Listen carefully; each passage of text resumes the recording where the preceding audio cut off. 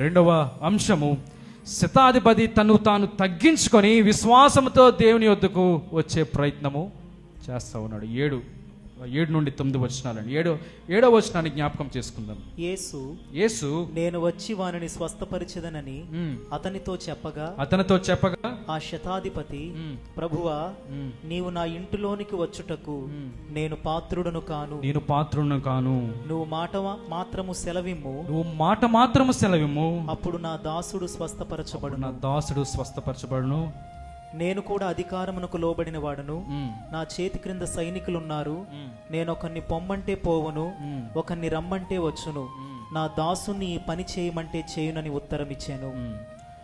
7వ వచనంలో మనం చూస్తా ఉన్నప్పుడు యేసు ప్రభువారు, నేను స్వస్థపరుస్తాను, మీ ఇంటికి వచ్చి నీ యొక్క దాసుని, నీ ప్రియ దాసుని స్వస్థపరచాలని చెప్పి మాట ఇచ్చాడు. 7వ వచనంలో శతాధిపతి అంటా ఉన్నాడు, ఆ శతాధిపతి, ప్రభువా, రెండవసారి అంటా ఉన్నాడు, ప్రభువా, నీవు నా ఇంటిలోనికి వచ్చుటకు నేను పాత్రుని కాను. నీవు మాట మాత్రం సెలవిమ్ము, అప్పుడు నా దాసుడు స్వస్థపరచబడు.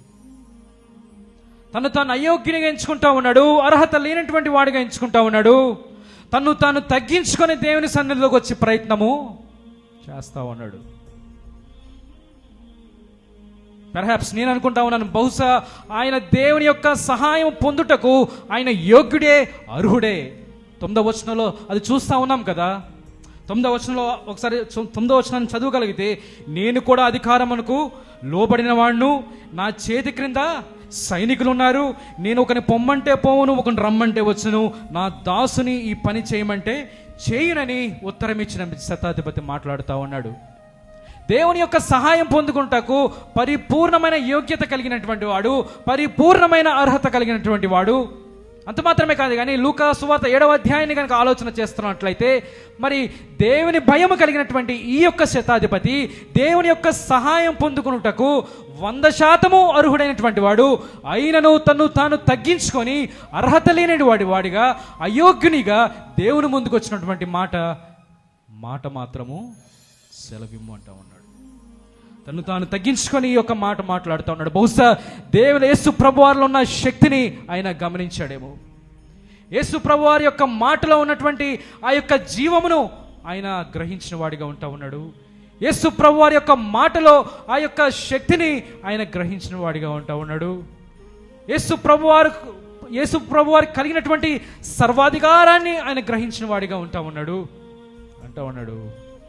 నువ్వు మాట మాత్రము సెలవి, మాట మాత్రం. నిజమే కదా, ఆయన మాట మాత్రం, మరి మాట చేత సమస్తాన్ని ఆయన సృష్టించిన దేవుడు కదా.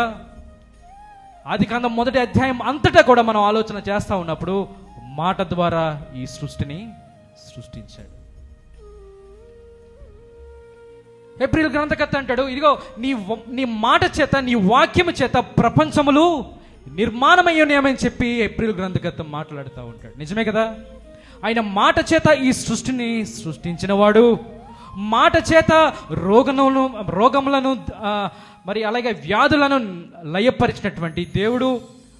మాట చేత మరి దెయ్యములను వెళ్ళగొట్టినటువంటి దేవుడు. మాట చేత మరణము నుండి లేవనెత్తినటువంటి దేవుడు. లాజరును లేవనెత్తలేదా? మాట మాత్రము సెలవివ్వు, నా యొక్క దాసుడు స్వస్థపరచబడతాడని చెప్పి సాక్ష్యాన్ని ఇస్తా ఉన్నాడు. సమస్తము తన మాట చేత సమస్తము దేవుడు చేయగలుగుతాడన్న ఒక విశ్వాసాన్ని శతాధిపతి గ్రహించిన వాడిగా ఉంటా ఉన్నాడు. ఆయన మాట చేత మరి విమోచన కలుగుతుందన్న ఒక తలంపు, ఒక ఆలోచన, ఒక నిశ్చయత శతాధిపతి కలిగి ఉన్నవాడిగా ఉంటా ఉన్నాడు. పండు ప్రేమ్ కుమార్ గారని ఒక గొప్ప క్రైస్తవ సంగీత ప్రపంచంలో సాహిత్యం రాసేవాడైన గొప్ప సాహిత్యకారుడు. అనేక గొప్ప పాటలు రాశాడు.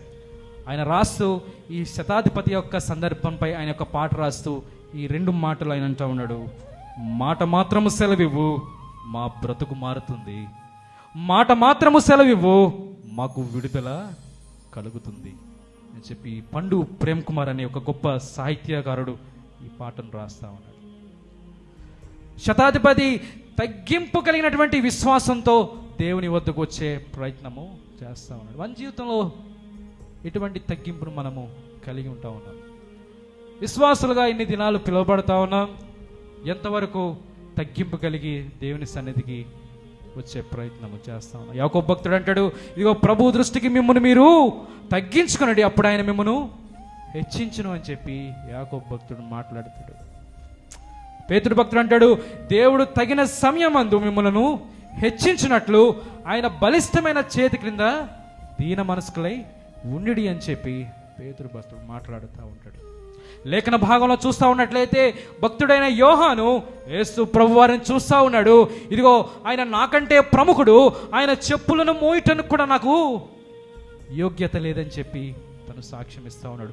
అయ్యో ఆయన హెచ్చింపవలసి ఉన్నది, నేను తగ్గవలసి ఉన్నది అని చెప్పి సాక్ష్యం ఇస్తూ ఉన్నాడు భక్తుడైన యోహాను. పౌలు అంటాడు, ఇదిగో నేను పాపుల్లో నేను ప్రధాను అని చెప్పి సాక్ష్యం ఇస్తా ఉన్నాడు.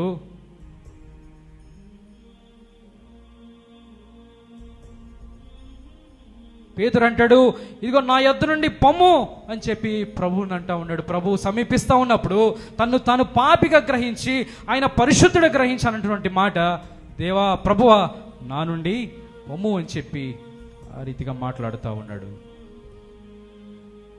పాత నిబంధన కాలంలో కూడా మోషే మరి ఐగుప్తీయుల యొక్క బానిసత్వం నుంచి విడిపించే క్రమంలో మోషేకి దేవుడు దర్శనాన్ని చూపించి, ఇదిగో నువ్వు వారిని విడిపించాలన్న మాట మరి దేవుడు జ్ఞాపకం చేస్తూ ఉన్నప్పుడు నేను ఏ పాటి వాడిని అని అంటూ ఉన్నాడు. తను తాను తగ్గించుకునే ప్రయత్నము చేస్తూ ఉన్నాడు.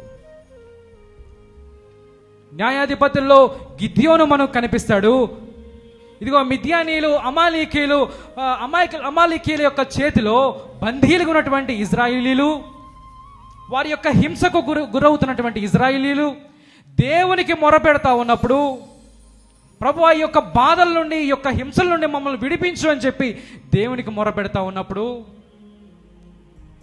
దేవుని దూత గిద్యోనుకు ప్రత్యక్షమే అంటాడు,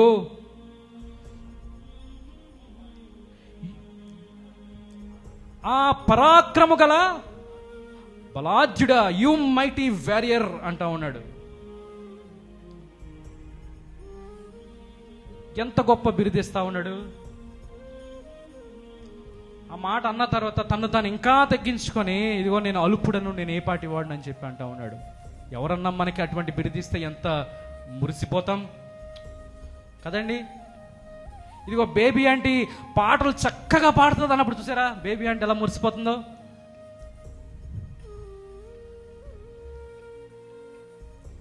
యేసవన్న పాటలు చాలా బాగా పాడుతూ ఉన్నప్పుడు అంపే లేదండి పర్లేదు, కానీ మానవ టెండెన్సీ ఉప్పొంగిపోతాం.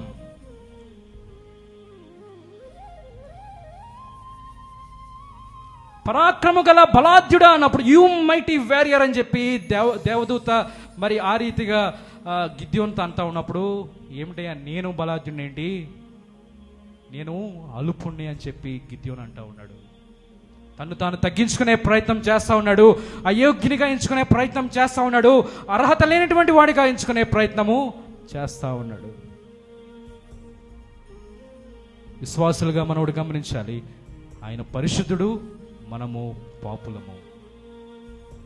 అందుకని అంటా ఉన్నాడు, నీవు నా ఇంటికి వచ్చేటకు నేను యోగ్యుడను కాను, మాట మాత్రము సెలవివ్వు, నా యొక్క దాసుడు స్వస్థపరచబడతాడని చెప్పి సాక్ష్యం ఇస్తా ఉన్నాడు. ఎలా ఉంది మన తగ్గింపు? మన హృదయాలను మనం పరిశీలి